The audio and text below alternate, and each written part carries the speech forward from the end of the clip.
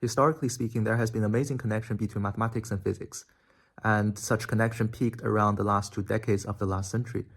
So before 1980s, the connection is best understood as mathematics helps to describe physics better. The situation drastically changed after 1980s as supersymmetry was introduced to the physics paradigm. So what is a supersymmetry?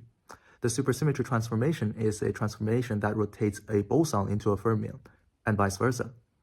What is the simplest model or quantum mechanical model that realizes such symmetry? The model is called the sigma model. The classical action for the sigma model would look like this. We can see there's a bosonic term and a fermionic term.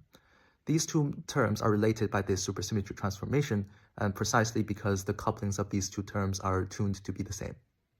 However, this model by itself is not that interesting. What's more interesting is trying to couple this model to a curvy spatial background, like a torus or sphere that has non-trivial topology. The action after the coupling will look like this. This action is called n=2 sigma model. Gij and Rijkl are the usual metric and Riemannian tensor in a differential geometry class. As physicists, what do we care about? We care about the distribution of energy eigenstates, namely the ground state and excited states. In particular, the numbers of difference between the states of bosons and fermions in this case is an invariant. This is because there's no difference of this number in the excited states precisely due to the presence of supersymmetry, where you can rotate a fermion and boson into one another. So the only difference would lie in the ground state. This number here is called the Witten index, and it can be calculated using one of physicists' favorite tool, the path integral. Namely, you sum over all the possible paths for a transition. After a brute force calculation, the path integral yields a pure geometric quantity that does not depend on any physics.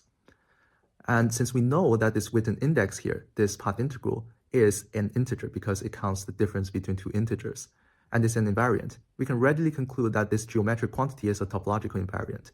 And it turns out it's precisely the Euler characteristic. So philosophically, this is quite amazing because we start by doing some physics. We consider a physical system on a physical background. We compute some of the things that are only interested to physicists, but the end product we are arriving at is a mathematical theorem. This ideology can be further implemented to more physical system like n=1 sigma model, etc. And we can arrive at more exotic mathematical theorem like Atiyah-Singer index theorem. For me, using physics to study mathematics is an amazing adventure and is surprising. And also for personal reason, I'll be introducing the connection between mathematics and physics in the last 40 years. So stay tuned.